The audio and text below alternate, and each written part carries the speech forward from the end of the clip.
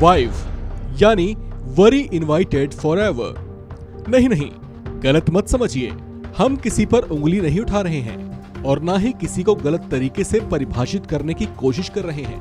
दरअसल ये एक ऐसी टिप्पणी है जो केरल हाईकोर्ट की एक बेंच की ओर से की गई है। दरअसल देश में नए शादीशुदा जोड़ों के बीच तलाक के बढ़ते चलन पर कोर्ट ने चिंता जाहिर की है। इसी तरह के एक मामले की सुनवाई के दौरान कोर्ट ने टिप्पणी की कि ऐसा लगता है कि देश में वैवाहिक संबंध ऐसे बनते जा रहे हैं जैसे वो इस्तेमाल करो और फेंक दो की संस्कृति से प्रभावित हो।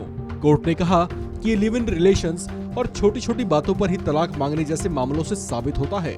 केरल हाईकोर्ट ने इस पर सख्त टिप्पणी करते हुए कहा कि न्यू जनरेशन शादी ब्याह को एक ऐसी बुराई के तौर पर देखने लगी है जिसे आजादी से जीने के लिए टाल दिया जाना चाहिए।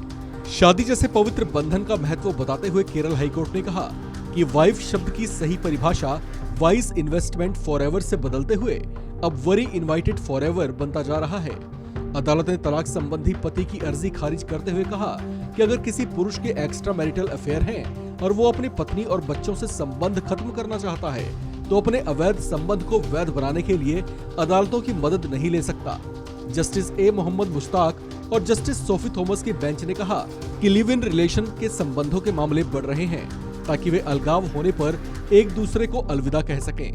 अदालत ने 9 साल के वैवाहिक संबंधों के बाद किसी दूसरी महिला के साथ कथित प्रेम संबंधों के कारण अपनी पत्नी और 3 बेटियों को छोड़ने वाले व्यक्ति की तलाक की अर्जी ये सब कहते हुए खारिज कर दिया। केरल हाईकोर्ट की बेंच ने कहा कि प्राचीन काल से विवाह को ऐसा संस्कार माना जाता है जिसे पवित्र समझा जाता है और यह मजबूत समाज की नींव के तौर पर भी देखा जाता है। विवाह यौन इच्छाओं की पूर्ति का लाइसेंस देने वाली कोई खोखली रस्म नहीं है। अदालत ने तलाक संबंधी पति की याचिका खारिज करते हुए कहा कि अदालतें गलती करने वाले व्यक्ति की मदद करके उसकी पूरी तरह से अवैध गतिविधियों को वैध नहीं बना सकती।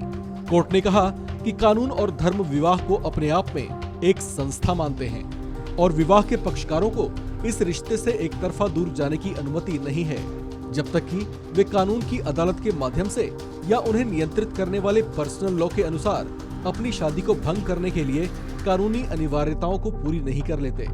हाई कोर्ट में दायर याचिका में याचिकाकर्ता ने बताया कि 2009 में उसका विवाह हुआ था। 2018 तक वैवाहिक संबंधों में कोई दिक्कत नहीं थी, लेकिन बाद में उसकी पत्नी का व्यवहार बदल गया। वह उस पर किसी से प्रेम संबंध होने का आरोप लगाते हुए झगड़ा करने लगी, लेकिन कोर्ट ने उसके दावे को खारिज कर दिया। इस मामले पर कोर्ट ने टिप्पणी करते हुए कहा कि तमाम तथ्य इस बात की ओर इशारा करते हैं कि साल 2017 में याचिकाकर्ता के किसी दूसरी महिला के साथ संबंध स्थापित हो गए थे, जिसके लिए वो तलाक की मांग कर रहा है। इस खबर में फिलहाल इतना ही। बाकी अपडेट्स के लिए बने रहिए वन इंडिया हिंदी के साथ।